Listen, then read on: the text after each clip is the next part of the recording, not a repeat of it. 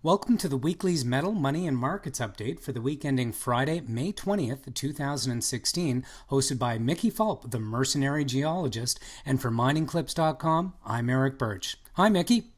Hi, Eric. How are you? Good. It's been quite a trading week here. North American indices were under pressure most of the week, and then sort of recovered after the Fed stated that there was a possible June rate increase in sight, or at least it wasn't off the table. And on the metals front, the metals that we track lost a little bit of ground this week. What's your take on the action? Well, I think that a lot of it has to do with that story that the Fed came out with on Wednesday. Precious metals were weaker over most of the days of the week, but they really took a hit after that announcement came out on Wednesday. And if you think that they're going to raise rates in an election year in June, I've got a bridge out here in the desert I can sell you. That said, gold was down almost 2%. The real loser in precious metal space was silver, down 3.5%. Copper, as we predicted last week, is still in backwardation, and it lost another 2 cents.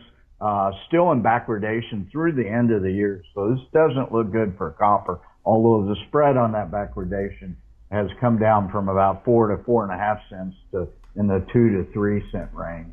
The gold-silver ratio has continued to climb for the last 5 weeks, now at about 0.76.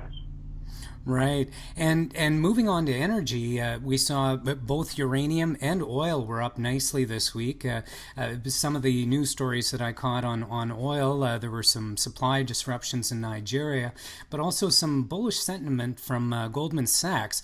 They raised their oil price forecast for the year and said that they see demand outstripping supply in the coming months. Well, I think that's a general consensus amongst analysts. It's not only Goldman Sachs saying that. WTI actually flirted with $49 level over much of the week. Took a hit toward the end of the week, especially today, lost about 50 cents, closed at 47.67. But this is a 52-week high for oil. Right. It was a very strong week for it. And moving on to currencies, this week the U.S. dollar showed continued strength. And I think one of the big news items was the new term Brexit, Britain's possible exit from the European Union. That certainly weighed heavily on the euro this week. What are your thoughts on Brexit?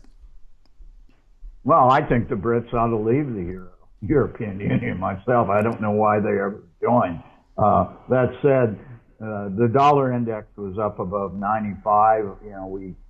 It went below 93, 3 weeks ago, and it's been up and up and up since then. So the U.S. dollar doomsdayers have been proven wrong again. They keep waiting for it to crater. I don't think that's going to happen, because what else do you want to own? Gold and U.S. dollars, in my opinion. That said, the dollar up 0.8%, euro down 0.8%. Once again, the Canadian loonie, despite the rising oil prices, was down another 1.5% over the month, over the week. I don't really know the reason for that. Perhaps you can enlighten me there. I didn't see any other major news stories coming out of Canada. Certainly, we've got some ongoing supply disruptions from the forest fires that we have going here, and that fire is actually moving towards the Saskatchewan border and into there.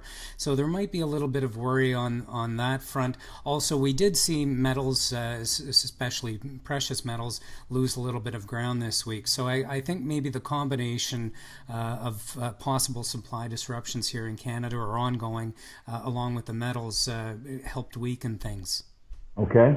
And moving on to markets, the major indices this week ended essentially flat, but we also saw the VIX fall to a 10-month low this week. Markets were flat for most of the week. Took a hit after that Wednesday debacle with the Fed, for lack of a better term. rallied today. The Dow was down 0.2%. S&P 500 was up 0.2%. The VIX, which is the S&P Futures Volatility Index, is at a 10-month low, and so there's mixed opinions as to what that means. To me, it means there's no volatility in the markets, so there's not a lot of exit and entry points for traders, but some people will say that just reflects a complacent market. Other people say that it means a correction is pending. NASDAQ was up 1.5%. And finally, the Toronto Venture Exchange continues to perform well, up 1.3%, flirted with 690, closed at 685. I find this encouraging, despite the fact that gold's been down well over 3% over the last 3 weeks. Toronto Venture Exchange keeps consolidating and moving up on relatively low volumes. Well, thanks for your analysis again this week, Mickey, and looking forward to checking in with you next Friday. All right, Eric, look forward to it. Thank you.